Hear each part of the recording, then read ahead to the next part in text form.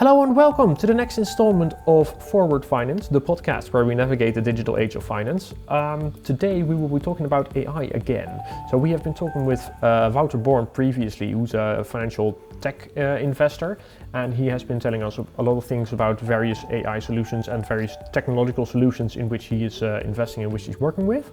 And today I thought we'd take another approach just to shine some more light on the whole topic.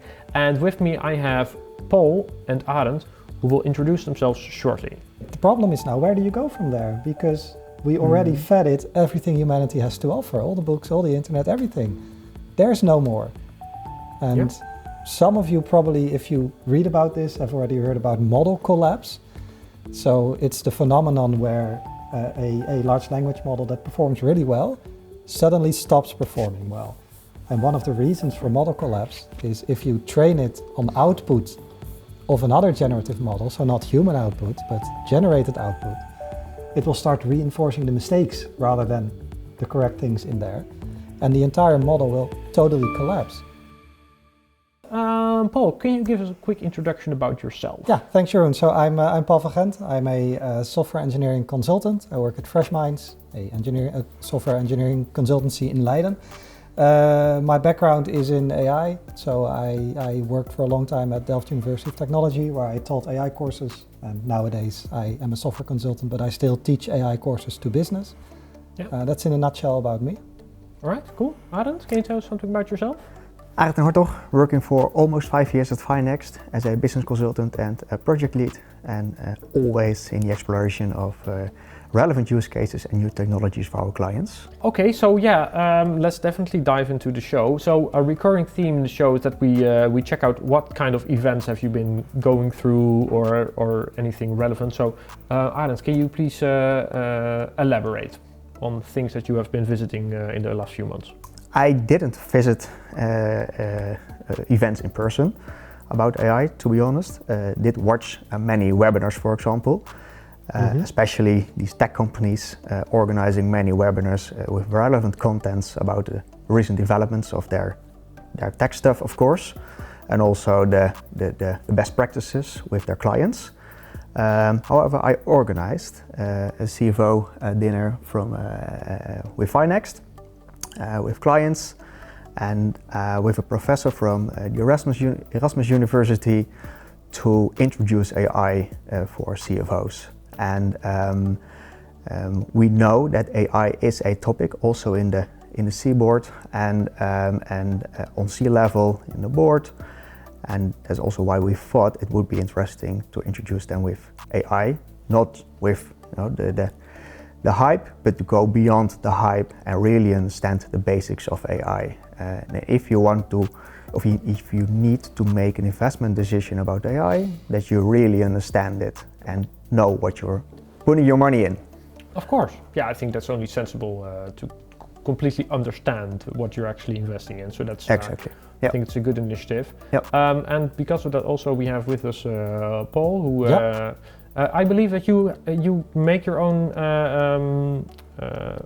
training courses for developers. Yes, so at FreshMinds we have the FreshMinds Academy, where we set up training from our base of expertise to other businesses. One of these is from my expertise, which is AI. So I set up a AI from A to Z for developers, where I take 3 days and I basically teach groups of Python developers or business intelligence consultants or any people who have touched Python at some point in their career and want to know more about AI.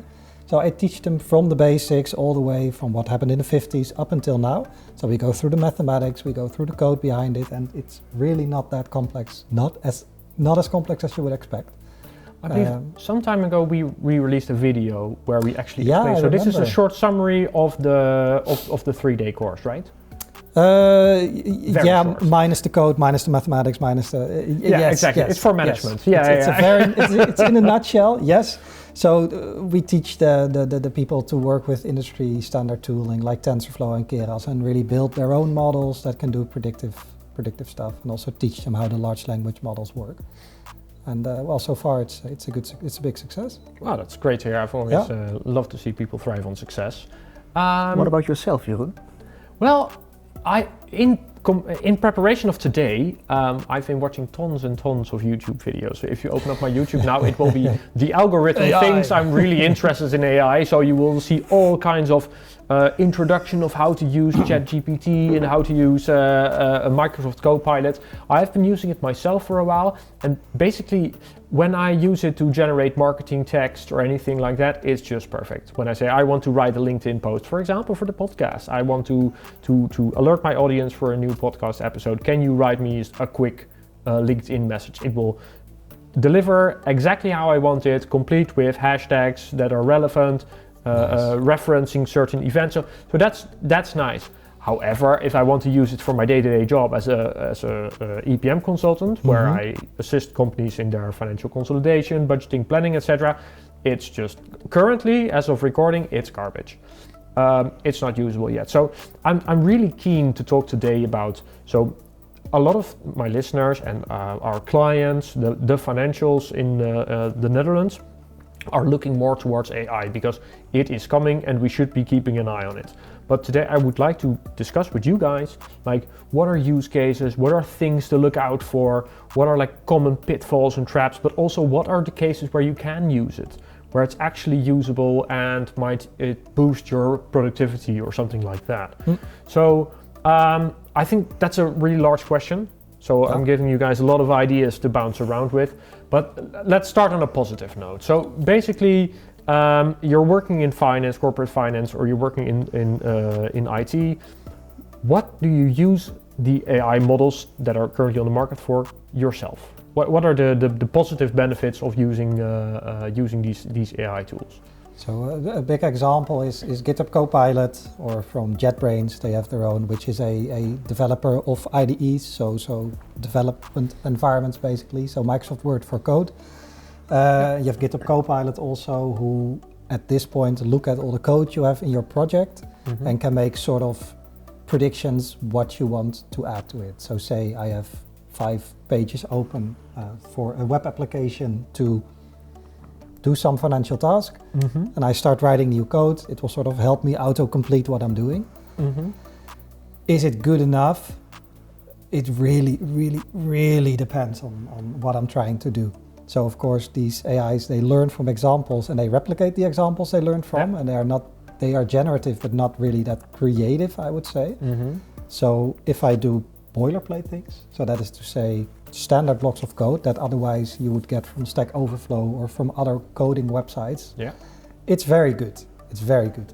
If I go into more complex things, I've had more than once that either it's wrong, either it introduces bugs into my code, or it introduces very subtle vulnerabilities, security risks, which are very tricky to spot.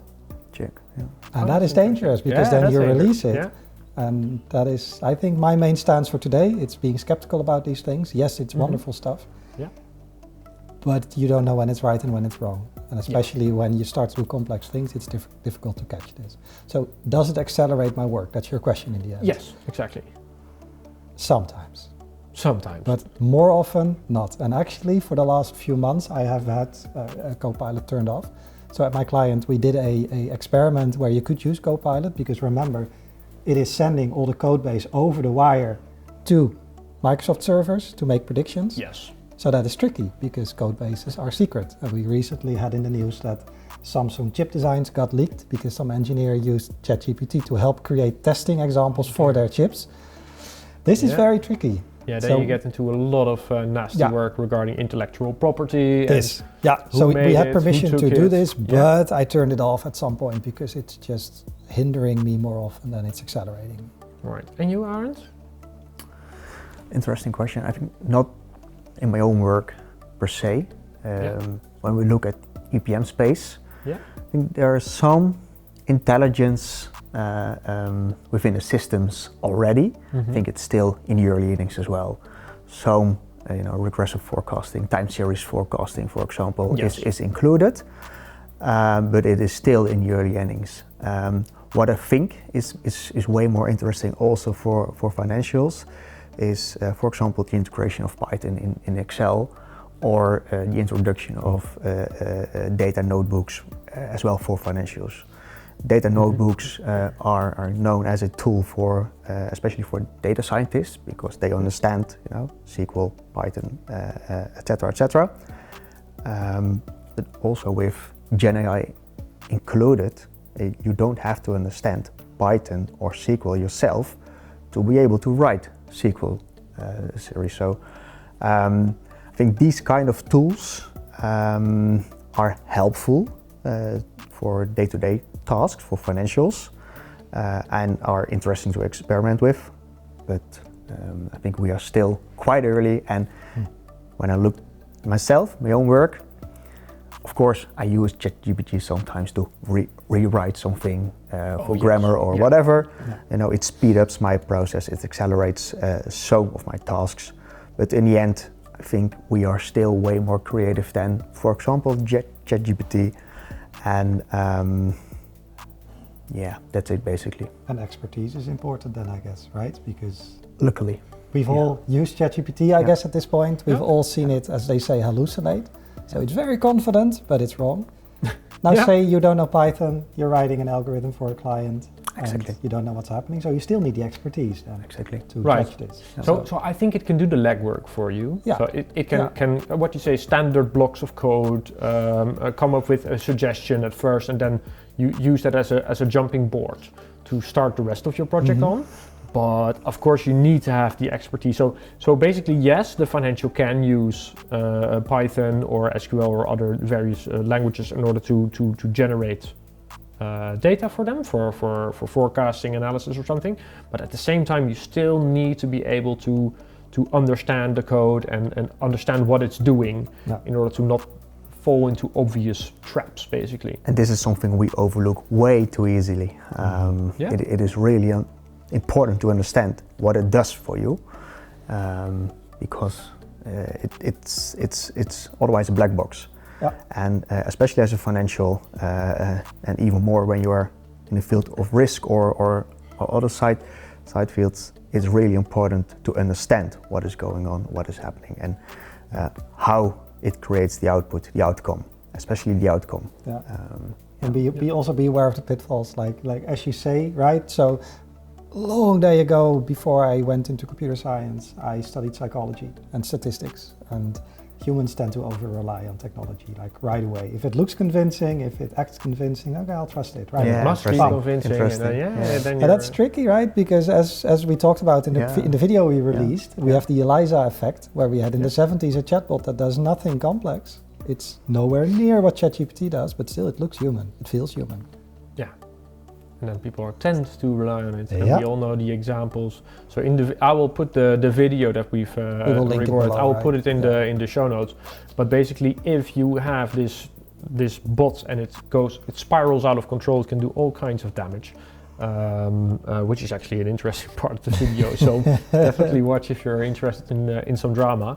But at the same time, we have financials that are working on their figures, and they need some help analyzing or aggregating sets of data. I think it's quite a risk if people use the technology as it stands currently, because as you say, we're putting data which is really vulnerable. We're putting it over the line towards Microsoft, which opens up all kinds of doors for them. But I don't think it's necessarily good for ourselves, because we just expose ourselves to risk. How far do you trust the companies? Exactly. Even OpenAI had the oopsie where all the credit card data from all the people subscribed to ChatGPT leaked. I mean, if that already leaks, how do you, it doesn't bode well for the rest of the systems. And it's often about confidential data. Yes. Oh yes, definitely. Yes. Yeah. If you're a listed company and you are putting your financial data within the bot, then I think you're doing. And that is also why I think, especially as a financial, it is still really relevant to learn Python, for example. It's especially the hosted version.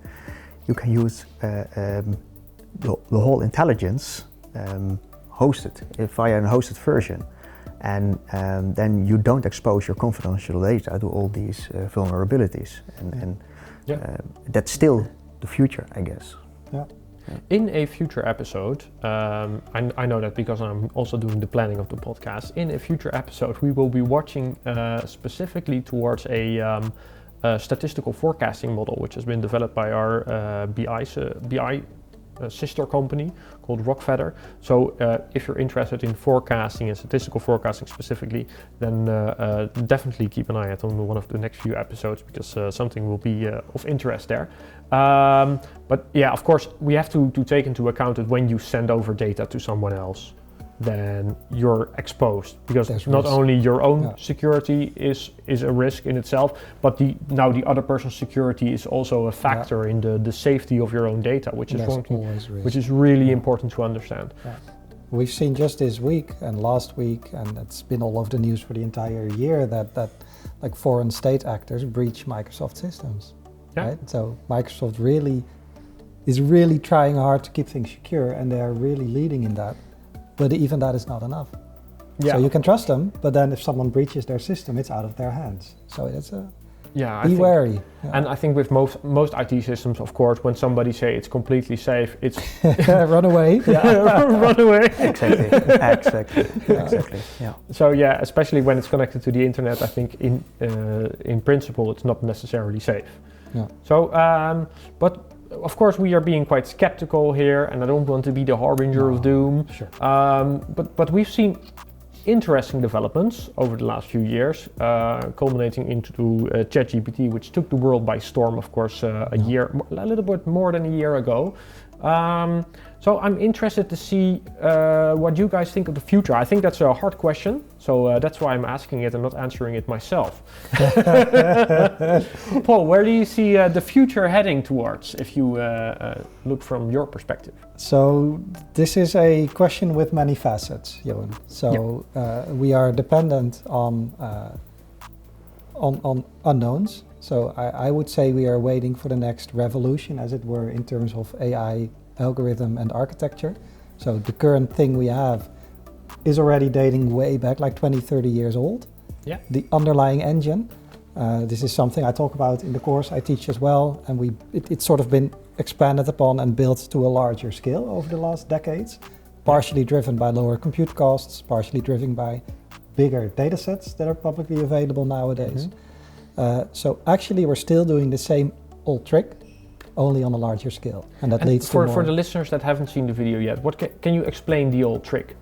So the old trick is still, we have input data, the network learns to make a prediction based on the input data set. Mm-hmm. And back in the day, we had sort of specialized deep learning networks where it could learn to recognize faces, for example, right? Look at the Instagram filters that put a dog face over your face. If you stick out your tongue, the virtual dog does the same. There's quite a lot of AI technology underneath this, but it's a specialized model. You can only do that. Yeah. And now with the rise of GPT, so the generative pre-trained transformer networks, we start to see networks that can do more than one thing, but they're not necessarily better, because a sort of general model, like a person that knows a lot, is probably not specialized in one thing. It's the same with AI. Right. So it's tricky, and to say where do we go from here. So OpenAI got a lot of funding.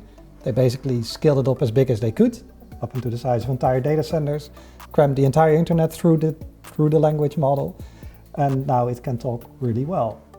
Also has a lot of bias. It also has a lot of other problems.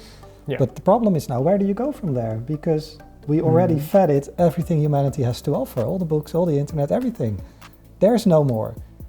And some of you probably, if you read about this, have already heard about model collapse.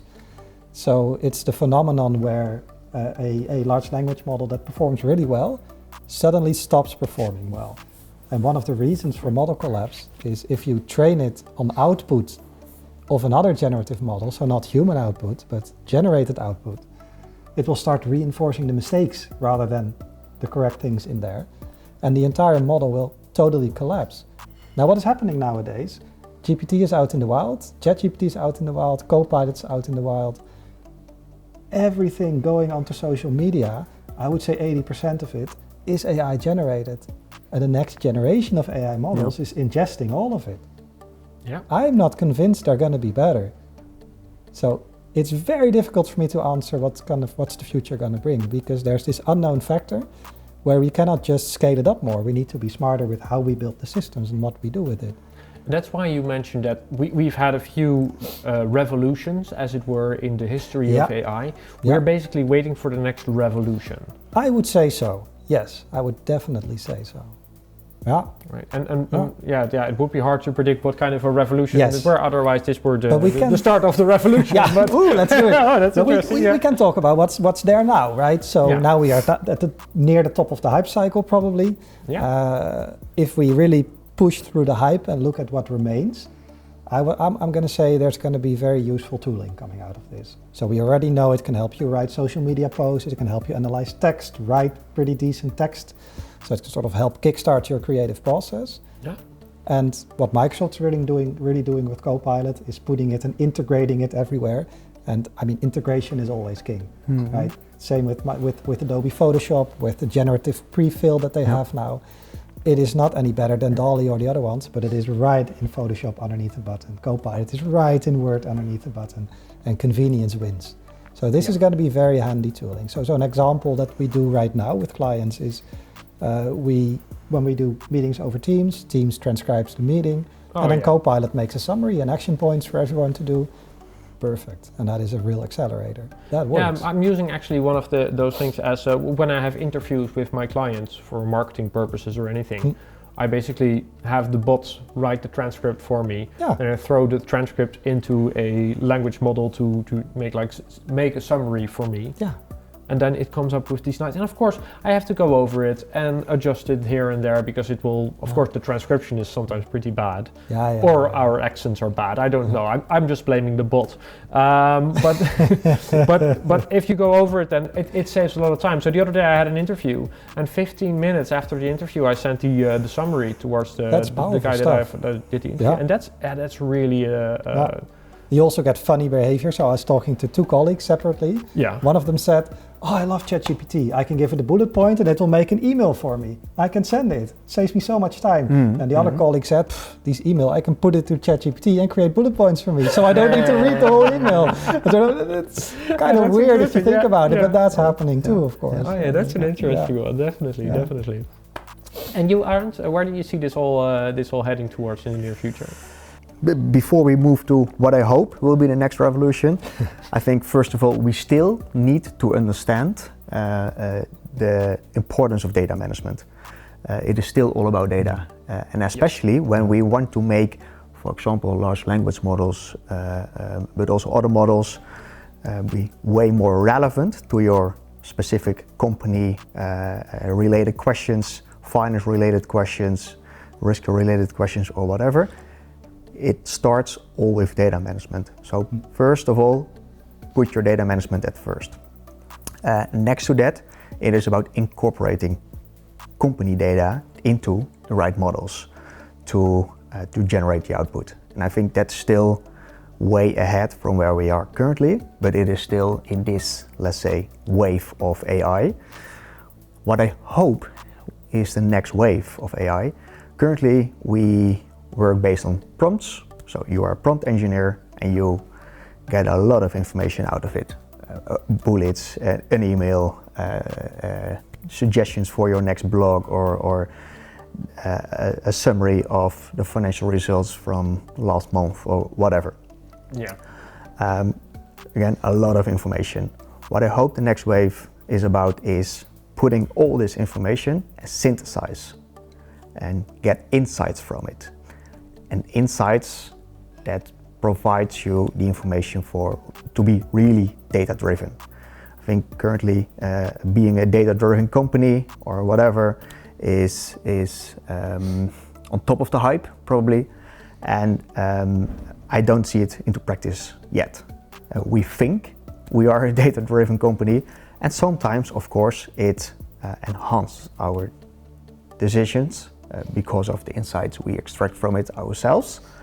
But being a truly data-driven company, I think we need to wait for the next wave of AI to incorporate it in all the processes within the company, and also the data or the decision processes to fulfill these wishes, basically, because they are currently a wish, I guess. Yeah, I can see that. Yeah, and I mean, from our own customer backlog of other companies that we've helped in the past, I've seen some moving towards this data-driven finance function, for example, where a company that is selling towards a specific demographic in the Netherlands, they are opening up shops in places where the demographic will be interesting in a few years. So basically they can say on the average age of a certain place, they can say, okay, this is going to be interesting for me in a few years, so I'll start investing now so that when the time is right, I have my doors open and everybody can walk in. And I mean, if you feed it data that is relevant and that you know is relevant, then it can make nice predictions and say, okay, these are the hotspots where currently there's not enough supply, basically, where you can increase supply, so because the demand is coming. But then you have to know, of course, which type of data is relevant. And then you have to provide that data yourself. And I think, if I agree with you, Arend, the next wave, the next revolution will be interesting if, for example, this the models can provide this data themselves. Like, okay, I've put your financial data and your geolocations and etc. through the model, and then I can say these and these and these factors are interesting for your business. You should go there and there. Exactly. And currently the decision is still made by humans.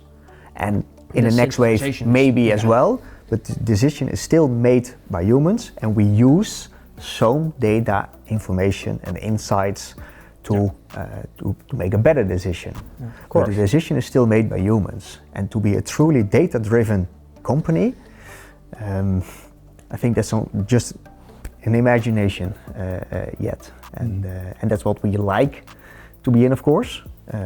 We like to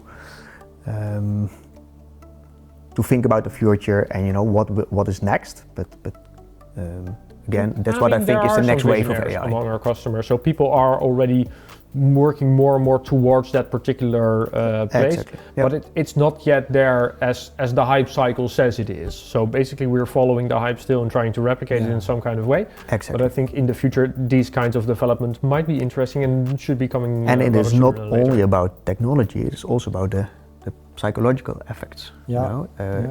Do we trust data, insights, and the technologies to decide? And at this stage, it hasn't even earned our trust, let alone we should trust it. It's still the black box. I don't see humans going out of the loop anytime soon. No, definitely.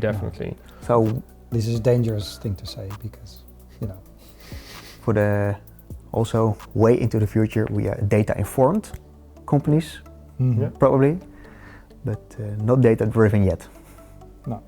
No, that's true. That's true. Something to look out for then. But it all starts. Definitely. Would be nice. All right.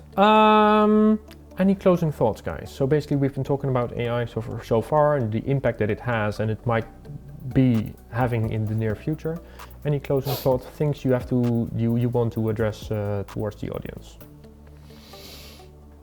Yeah, but basically what I've been saying so far, so I would say be cautious and beware, be skeptical most of all, because they are confidently wrong, these models, and that is always a risk if you go along with it too much. Yeah. And all of it starts with setting up your own data warehouses, your own data lake, and making sure that everything is in order.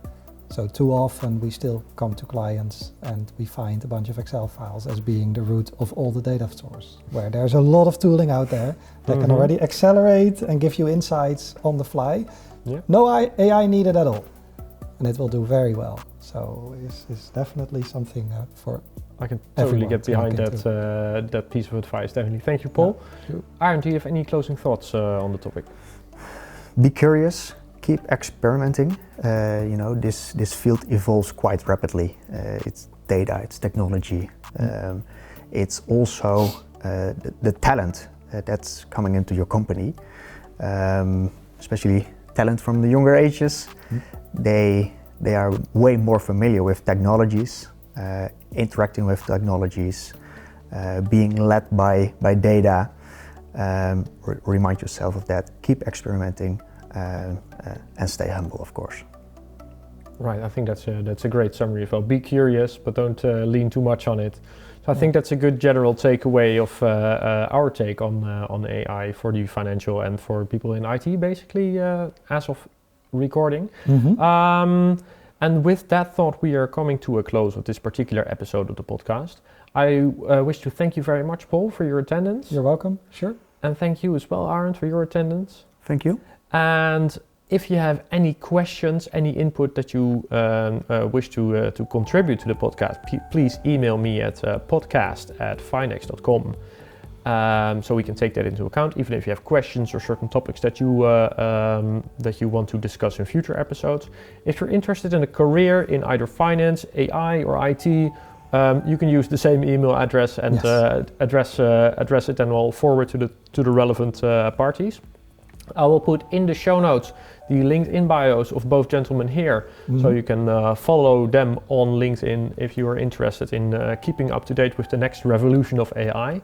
But if you're keeping a watch on the podcast or keeping a listen to the podcast in the future, then you will definitely be informed by the Forward Finance podcast.